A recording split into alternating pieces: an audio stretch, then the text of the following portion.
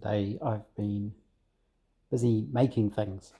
I made a new dipstick for the engine to suit the sump. I patterned it on the original one. My knurling went a bit wrong, unfortunately, but the rest of it's okay. I couldn't think of anything to use as this sort of V-shaped piece of steel, but going through my junk box, I did find this, which it's some kind of springy steel. I think it might be an old spring from something. So I straightened that out, and that's just soldered into the end. And I did my little trick with the section of spring on the shaft there, and that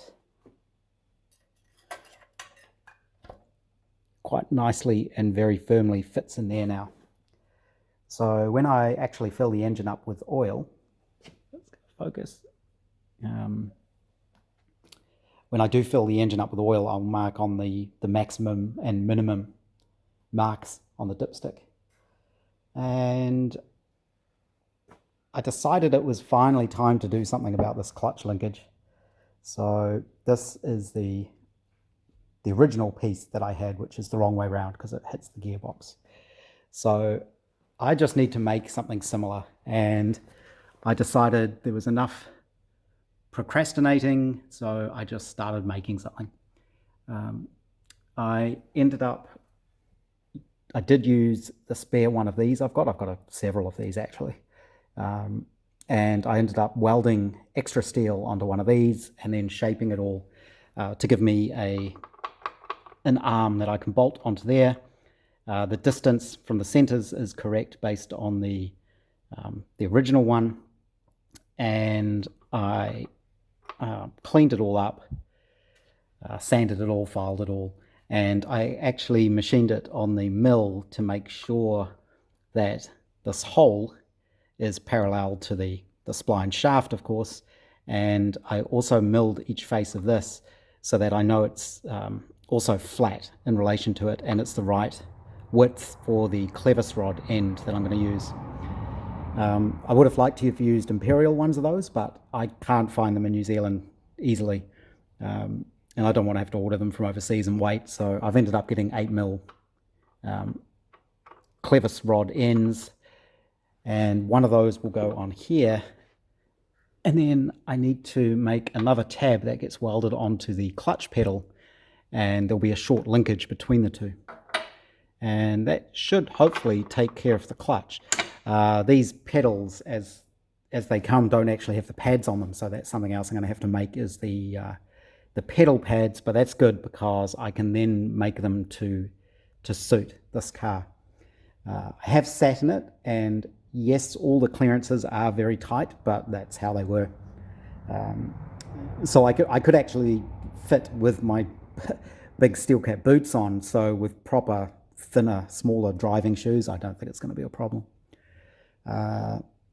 So that'll end up becoming that down there. The original clutch pedals didn't use a sort of split clevis type end.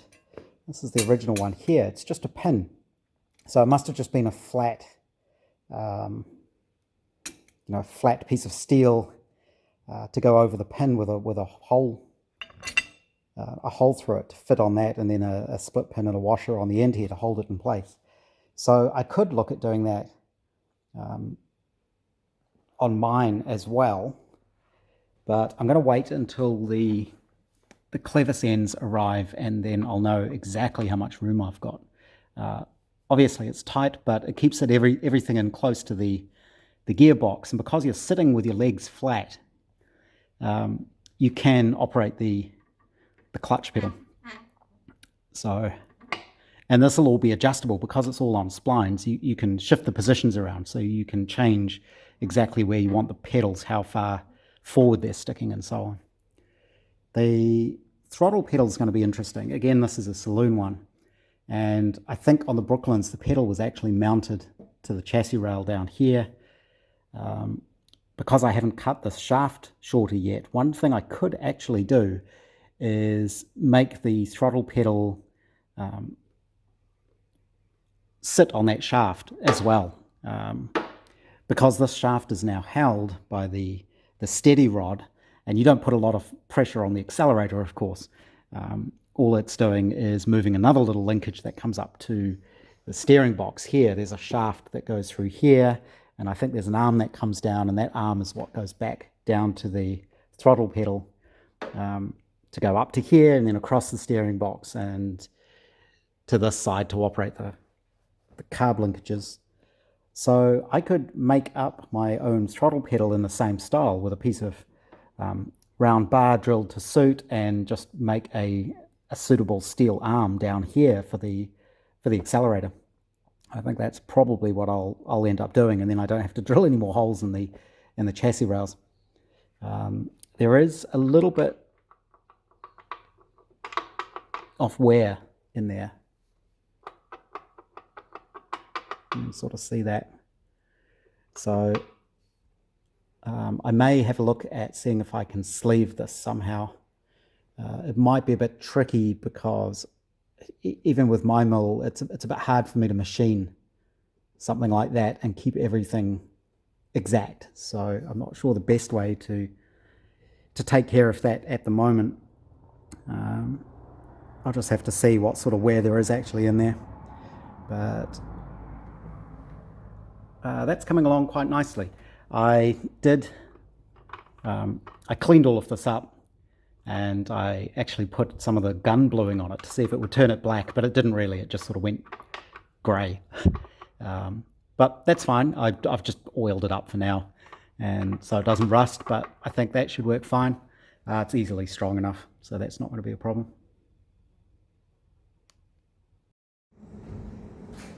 Today I've been busy finishing up my clutch linkage. Actually, it's going to be much easier to see this if I take it apart and put it up on my workbench, but there's a little bit of a mess at the moment. I ended up using pretty much all the tools, so even stuff outside and all over there and all over there.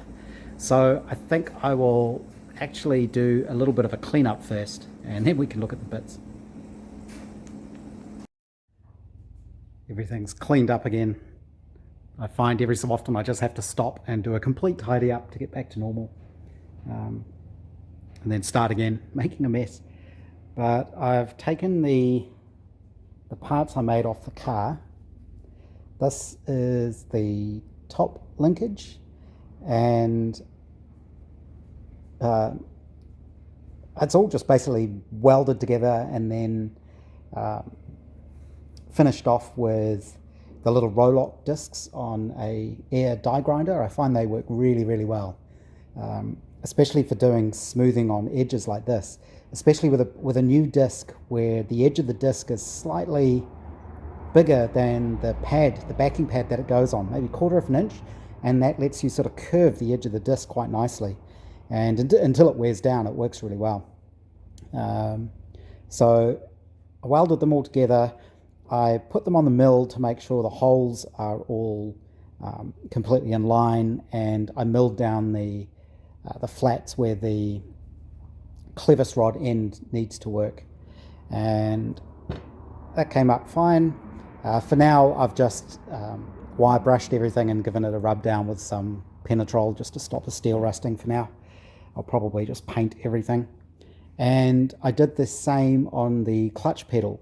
So the clutch pedal that I bought was just that bit. And this has just been fabricated in the same way. It's all just mild steel welded together. So I figured, well, I'll just keep going with that. And the steel I'm using is actually, oh, can we see it? I don't have a lot of steel stock or bits and pieces, just little scraps here and there. But this is a nice piece of, I think it's 10mm right angle steel. It's galvanized, unfortunately, but it's easy to get the zinc off it. And I think I got 1 meter off that, and I use it for all sorts of things. So all the steel I've used for this, I've just cut out of that. But that steel, 10mm thick, which is good. So plenty thick for sanding down and grinding down and welding, and then I was able to mill the flats to get this to the right dimension. This little boss on the bottom is for the clutch return spring. On the saloon cars, it's actually mounted up here and it goes to the back of the car. But there's so little foot room in here, I thought I'll extend the lug underneath and bring the spring forward so it'll pull the other way. That should work fine. I don't have the clevis ends yet. I have ordered those. Hopefully they'll arrive this week.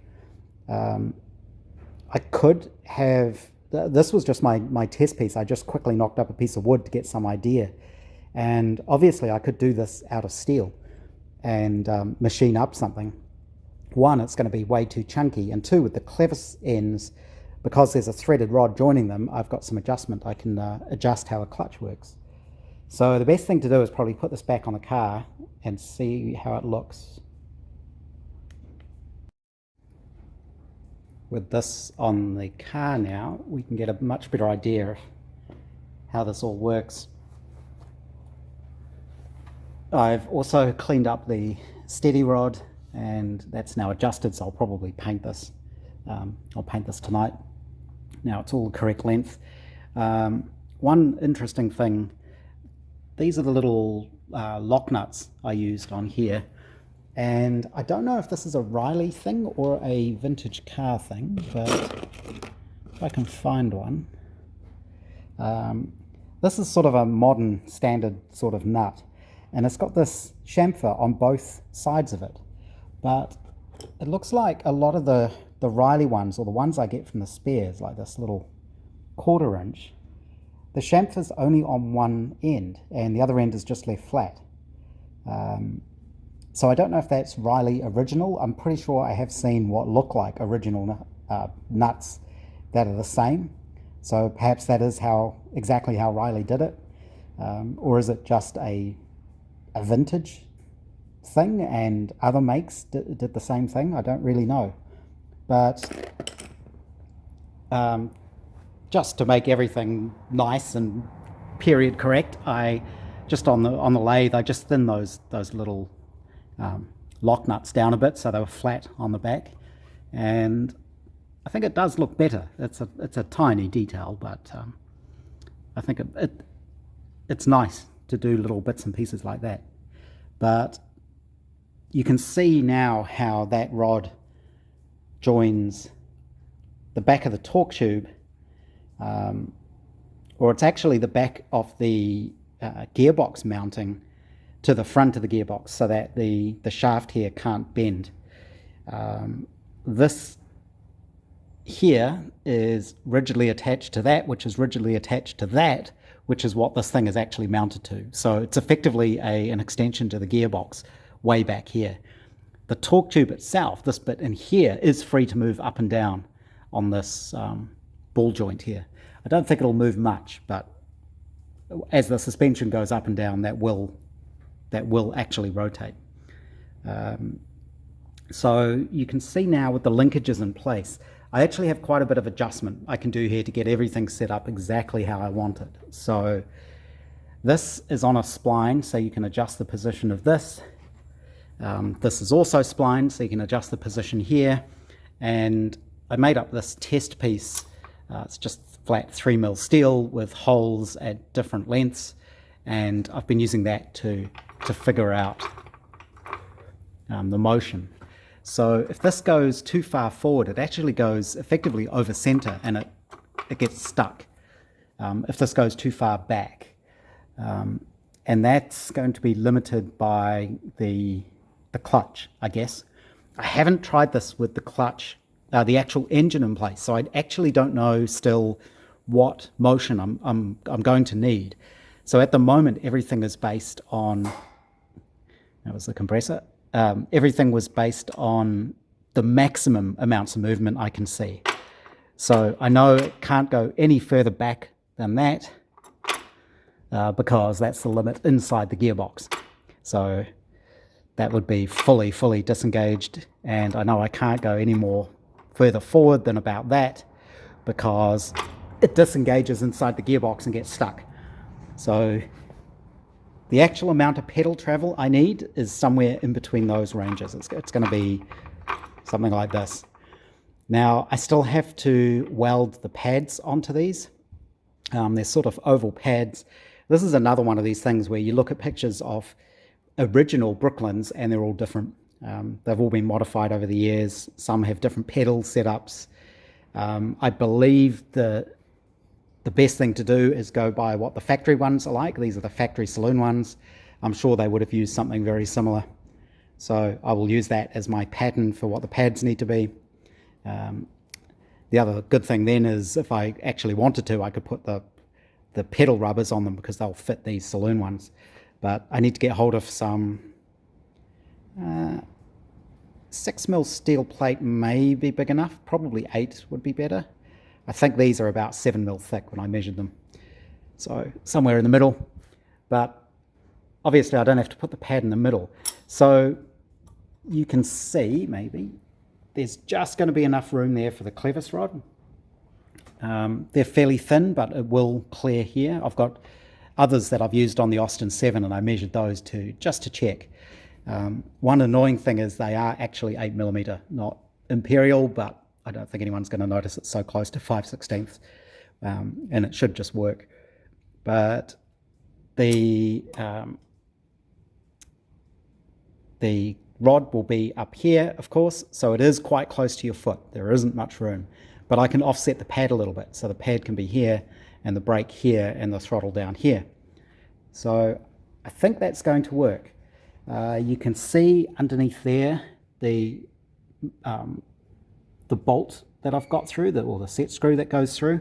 So I can loop a spring off there to return the clutch, so to pull the clutch forward. I'll have to make some sort of mounting plate down under here, I guess. Keep it away from the brake strings, of course. But this is where the engine mounts to the gearbox. So it's actually pretty easy to make something that fits on here, a bit like my engine stand. There's plenty of places there to bolt things to. So I'll make up a plate that goes underneath here, and that'll have the mounting for the spring and anything else I need, I guess. I have seen another original Brooklands, a picture of one where there's a plate on here with 2 metal fingers that come around, and one curves around the front of the brake pedal and one around the front of the clutch to work as a kind of stop, I guess. So I may need something like that as well. But I think that's going to work. I may have to extend the pedals forwards a bit because there's effectively no adjustment in the length. That gives you a little bit of play on how far out the pedals come to suit how you need to sit in it. Because the seat isn't really adjustable. You know, the back of the seat does pretty much go here. So luckily I'm not that tall. I'm more vintage sized. So I may have to bring the pedals a bit forward to suit my length, because you can see with me the ground's not that far away. But I think I'll fit. Let's see. I'm not wearing the right shoes, obviously, but I mean, there's nowhere to rest your foot exactly. I do remember Joss telling me that. He said that was one of the things about driving them, is there's just no space, no foot room at all, nowhere to put your feet. I'm going to have this brake steady bar there, but I mean, it is all doable. I'm more worried about getting caught up on the bolts on that cover, to be honest, getting your foot caught on there. So 8075, the car I'm vaguely copying, actually had a metal plate that went from the top of the gearbox down, I guess to shield some of that stuff, just so you don't get caught up on things. But quite a few years ago, I used to wear Puma Speedcat shoes because they're nice, thin driving shoes. I'll probably have to get something like that again, because there's no way I could drive it in these. And I'm not sure exactly where I'll be sitting. So it'll be something like this. You're very upright The steering wheel's right there. It's going to be interesting. It depends how high up the seat is, but then we can tilt down. You've not got much clearance here. The only one of these I've actually sat in was a replica, and I could barely fit in it. So I found the steering wheel was very low on that car. Obviously this can be adjusted up and down a little bit, but it's going to be interesting, and there's no way I'd be able to get out without doors. So the doors basically go up to that front cross member, so at least then with the door open you can kind of get out. Of course, the other thing to note is this is the torque tube, this is going up and down, this is the brake cable, you're sitting right next to that. None of this stuff is shielded or protected in any way. I did find these are the mounting brackets. This is the speedometer drive. There's a slot underneath here, and that should somewhere fit up under there like that. Again, you can see how tight everything is. The brake cable just clears that. And this is another thing you're going to have next to your legs is the speedometer drive, because that only fits that way round. You can't turn it around. And these are the brackets that kind of clamp this in place. And then these brackets, these are the guides for the cable, the brake cable, go through these. And this one is for, oops, on the other side. This one is the steady bar for the handbrake rod. And I'm not sure exactly where these need to go. They go next to each other, and because that is a fixed distance away, I should be able to measure the gap here, because you can see it's getting bigger, and figure out the exact right location for that, and then put that in place. And I'm pretty sure the one for the brake cables goes right next to it. So that's about it for now. Next, once the clevis ends arrive, I just need to make up a little piece of threaded rod and some lock nuts again for that. And then I can actually fit that clutch linkage. I'll try and get hold of some steel to make the pads. I do have the sheet steel to attempt another radiator shell. I've got some 1.2, so it gives me a little bit more to play with. And I think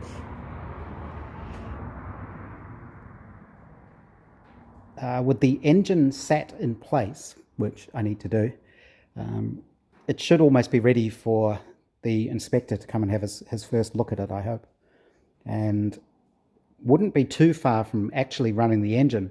Obviously not for long without a proper cooling system and fuel system and all that kind of stuff. Electrically, it doesn't need a lot. Because it's a magneto-driven car, yeah, apart from the starter, you don't need any electrics. It generates its own high tension, and then there's just a simple kill switch to turn it off. So the question then would be, should I try firing the engine? Just put enough fuel in the float bowls just to see if it actually fires once I've got everything back. Like I say, I wouldn't run it for long. There's no cooling system, and it's not good to really run them without putting them under load, I guess, with a new engine. So I'm not sure if that's actually a good thing to do. Should I just wait until the whole thing's actually ready? So that's something to think about.